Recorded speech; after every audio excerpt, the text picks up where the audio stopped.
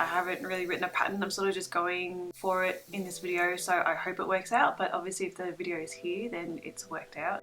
So this was actually originally meant to be like a gingham design, to be honest. I've been seeing a lot of gingham everywhere and I was like, oh, I want to make my own like gingham thing. But then once I knit it up and had a look at it, it was nothing like what I imagined, but it's still a really cute design, so I thought I'd still make the tutorial for you guys. But I am still going to make a crop top as well because I want one myself, so the tutorial for that will be coming out soon, I hope.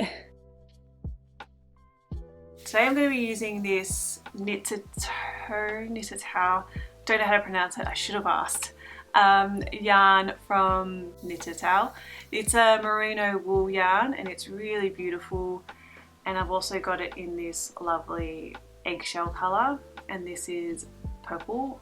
It's called something like lilac or something on the website. They are a Melbourne based brand and they are amazing. It's so hard to find chunky yarn like this in Australia. That's why I'm always buying from We Are Knitters or Wool and the Gang. And full disclaimer, I was gifted this from the lovely brand. Having said that, I am under no obligation to post on Instagram or post anything anywhere really. I just think that the knitting community is like really amazing, so I just wanted to give back and make this pattern for you guys so that you can make it yourself as well if you want. And I kind of want to like do it with most of my gifted sort of yarn. Like if I get gifted yarn, I feel like I want to make a pattern for you guys so that you can make it yourself, like as paying it forward, if that makes sense. So today I'm going to show you how to do, yeah, this top. So to start, you obviously need these yarns, and I'm going to sneeze. And you'll need your needles as well. So I'm going to start with 10mm needles, and then you'll need a pair of 12mm needles as well. So to give you an idea of how this is worked, this is going to be worked in the round and it's going to be worked from the bottom up. So we'll start at the ribbing at the bottom and then from there work our design up, and then we will work on the straps. Today's going to be a bit more chill than my other tutorials. It's going to be a bit more just like maybe sit and do a bit of like knitting with me together and chatting, and then we can like get to the pattern and stuff. So we're gonna get started. I always feel so anxious about opening a new yarn thing. Like, I don't know, it's like I don't want to use it, but it's meant to be used, so we're gonna do it. Let's go. Oh, actually, you guys need to know how to what to cast on. So to figure out your stitches, you want to measure the largest part of you, which is your bust, and then from there you will need your gauge as well. So for yarn like this, I've worked with enough yarns like this to know that my gauge is always usually 2 stitches per inch. So for example, if your bust is 34 inches, then you just do 34 times your gauge, which is 2, and that gives you, don't judge me, 68.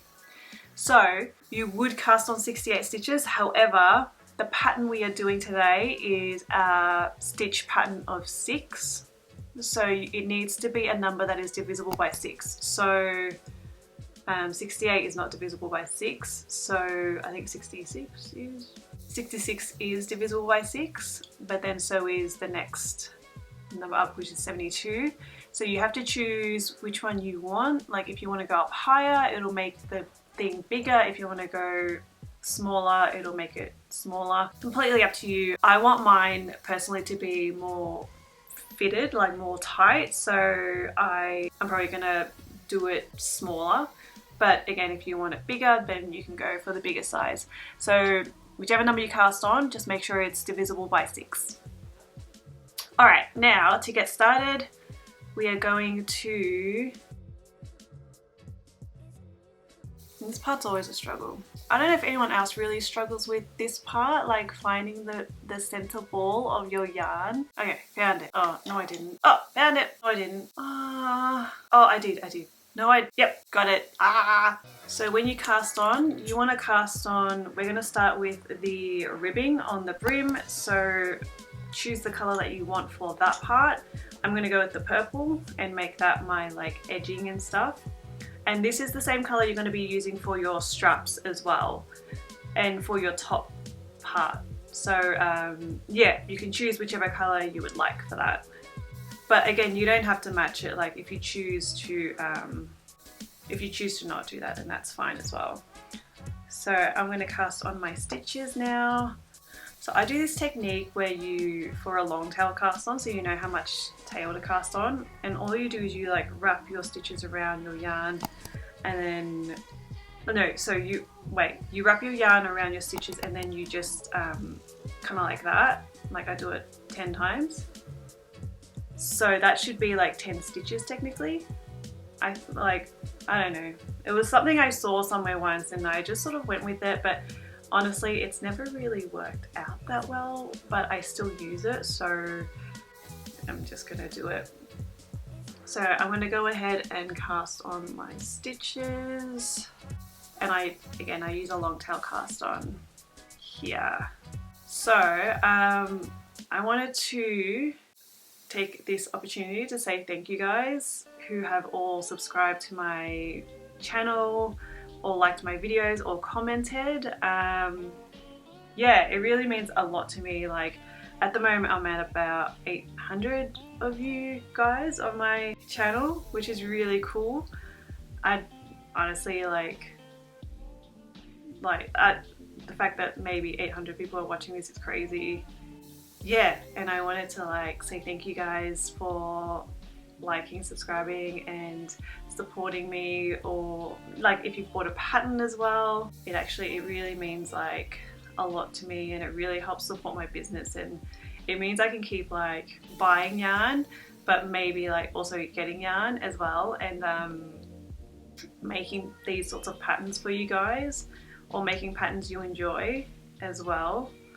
So if there's like patterns that you guys like or want, let me know in the comments below and I'll definitely look into making it. Like I've become one of those people who, when I see something now in the shops, especially if I go like out shopping, I don't buy knitwear anymore. I'm sort of like, I can just make that. So yeah, definitely let me know if there's anything you like that I can make for you guys. I'm just gonna untangle this yarn here. And yeah, I wanted to make this a bit more chill as well. I know a lot of my other videos are like edited, and I really like those kinds of videos. Like I enjoy making those videos as well. Yeah, I kind of want to like bring more videos for you guys, like more tutorial videos for you guys that you guys can just make yourself, because I remember when I started knitting how important it was to just have a lot of resources, because like yarn can be really expensive. And oh no, I'm just gonna start again because a bit of it came off, but that's like that happens sometimes with these sorts of yarns. Like in all honesty, I want to be able to create more of these tutorials, and my plan was always to do it like when I reach certain milestones. So when I hit 1,000 subscribers, I'll have like patterns and stuff that you guys can do, and it definitely helps if you guys like and subscribe to my channel and to this video or any other of my videos that you may watch. And yeah, I have quite a few ideas that I want to get out there. Like some are just patterns I want to get out there for you guys because I just need to do it. Also, I realized I should probably say how much you knit here. Honestly, I don't know. I'm gonna sort of go with it and see what length I like on this. It probably won't be too much, like it'll probably be like 5 or 6 rows or something. I'm not too sure, maybe more. But I'm gonna sort of make it as I go and then see how it turns out. Fingers crossed. This is very similar to like writing a pattern, except I don't have that pattern written down, but a lot of the testing ends up being like when you start knitting and then you see something works and something doesn't work. So this one I'm just really going by eye to see what I like, and because it's chunky yarn it's sort of easy to go back and fix and stuff. So I'm sort of going to go for an in-between, sort of like that vest-like look. I'll let you guys know how many rows I end up doing, so if you do like it you can like copy as well. With the coloured parts, like the intarsia parts, I'm not like super confident with it either, which is why I'm doing this on chunky yarn. So I'll show you guys how to do that, but I'm not like super confident in terms of teaching it. Yeah, this wouldn't be the best tutorial to know how to do intarsia, but like when I get to it I'll definitely show you guys how to do it and change colours, and it's not too hard to change colours. Like in my head it doesn't seem like it's too hard to change colours, so I'll find out, I guess. So I'm currently on my 4th row, I think 3rd row or something like that. So yeah, just a couple more rows and then we'll start the piece. I would like to do continental knitting with the ribbing, but my continental knitting with ribbing is actually really terrible, so that's why you guys can see I'm like throwing the yarn. And with chunky yarn I find it harder to do continental knitting as well. Like I can't get the hang of it, I think because it's got large needles and large yarn and it's all like terrible. But when it's when it comes to like smaller yarn and smaller needles I can do it okay, but yeah, doing the larger needles and the larger yarn is a bit more difficult. So I think I'm going to go ahead and actually work up my ribbing here, and then I'm going to go and switch to a voiceover so that you guys can see how to start on the body part of it. So yeah, there'll be an audio change, so I will see you guys now. Hello, welcome to VoiceOver Me. So now I finished the ribbing. I ended up doing 6 rows of ribbing, so you can do that as well if you'd like, or you can make it longer or shorter depending on what you want. When you want to work the body, you want to switch to your 12mm needles like I am here. I've got interchangeable needles, so it's just a lot easier, but you can just start knitting on your 12mm needles. And this is the pattern here, and I've got it up on screen for you guys. So right now I'm starting with the first round there.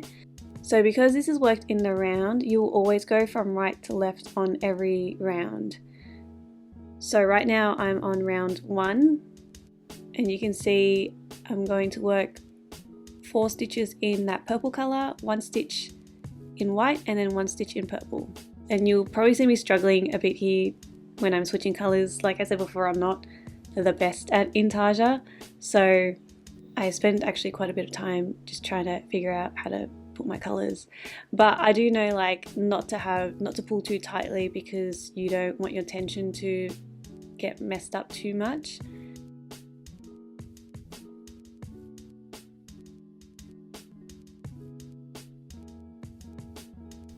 So we're on round 2 now, and you can see if we're going from right to left, you knit 3 stitches in the purple colour, 1 stitch in the white, next one in purple, and then the next one in white.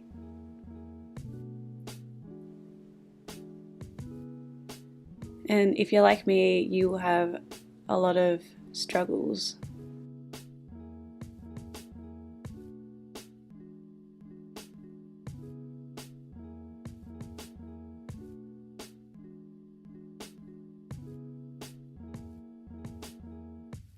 So my card was actually full, and I didn't realise, so I completely missed round 3. But on round 4 here, you can see that I actually got my groove. So if you work continental knitting, it's actually a lot easier here to hold the yarn in both hands. So you see I've got the white one in my left hand and then the purple one in my right hand, and it's just like sort of easier to work it. I guess, but you do have to keep an eye on your tension as well. But you can sort of see it's coming along now.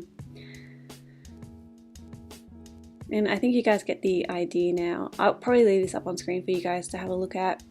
So you can feel free to pause this video at any point if you just want to work it yourself, and I just sort of have my knitting there as a guide if you feel like you're lost or anything.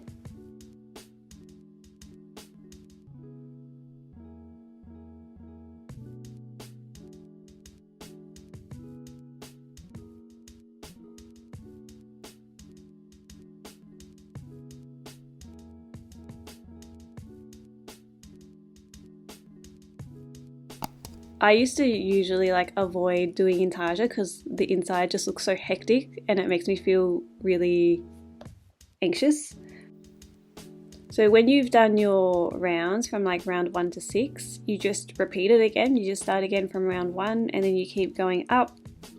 I repeated mine 3 times and it ended up being quite cropped on me still, which is what I wanted, so that worked out for me. But I also have a longer torso, so it might work better if you want to do repeat it twice maybe. Yeah, up to you. Once you've done that, you just work the top part in ribbing like you did at the bottom. Make sure you switch to your 10mm needles. So once I worked the top ribbing, I put it on to see where I wanted my straps to be. I wanted 5 stitches for my straps because I wanted it a little thicker. You can obviously choose what you want yourself, and I made sure that my 5 stitches were a knit, purl, knit, purl, knit combination, so that knit stitches were on either side. So I did a variation of Jenny's surprisingly stretchy bind off, which I'm pretty sure that's what it's called, where you do yarn overs for your bind offs. When I was doing a yarn over for the knits, I would keep the yarn in front and then just knit from the front, if that makes sense. So it made like a yarn over, but then it left this really nice edge, which I quite liked. So that's sort of how I did it. But you can just do the normal bind off as well, or any other stretchy bind off you want. So when you get to the part where you have your straps, your 5 stitches or whatever many stitches you have, I just work them like normal in 1 by 1 rib.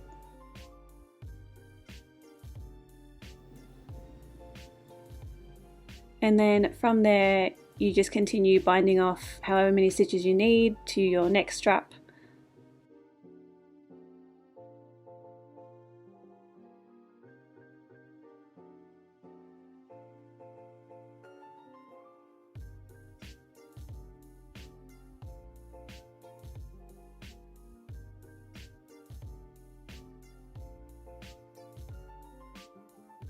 So once you've bound off, that's not right, bind off. Once you're done binding off, I should say, you want to work your straps up in 1 by 1 rib, and I just work them flat like you can see here. And I also decided to slip the first and last stitches knitwise on the right side so that I can get like a neat little edge. That's completely optional, you can just work it like normal. It's all just your own preference, what you prefer. And then when you're done at the end, just bind it off. And I just took the cables off my needle because it was just a lot easier to do without the cables.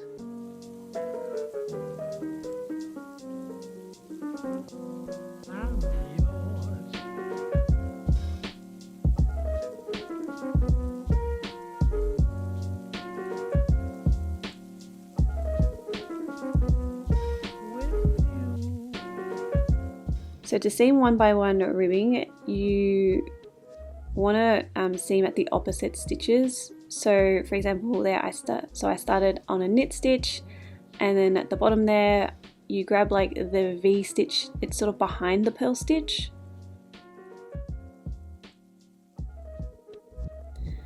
And then you go back to the top and you work the little V behind the purl stitch, and then you work the knit stitch.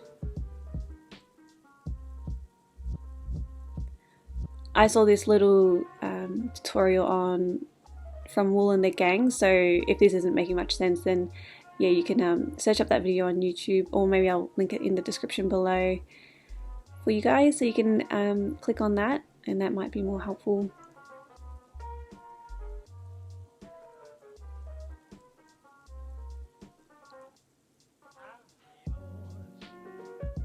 Also, make sure you leave enough yarn to seam in. I didn't for some reason, I don't know why, but yeah. And then you just do the same for the other side as well.